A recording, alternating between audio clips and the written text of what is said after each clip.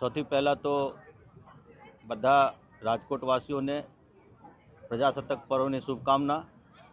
દેશની સંવિધાનની જે હેતુ છે, આપણે બધા મળીને આ હેતુને પૂરું પાડવા માટે કામ કરીએ। દેશની સુરક્ષા, દેશનો વિકાસ અને દેશને ઉત્થાન માટે બધા એકસાથે ભેગા મળીને કામ કરતા રહીશું એવા કરીએ આપણે બધા મળીને।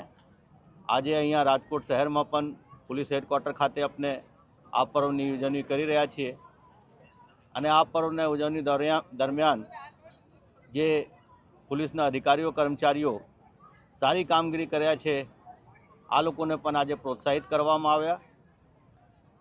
અંતમાં બધાને હું ફરીથી પ્રજાસત્તાક પર્વની શુભકામના આપું છું। જય હિન્દ, જય ભારત। પોલીસ ખાતા માટે અશ્વદળ અને શ્વાન દળ આ બંને એક અભિન્ન અંગ છે।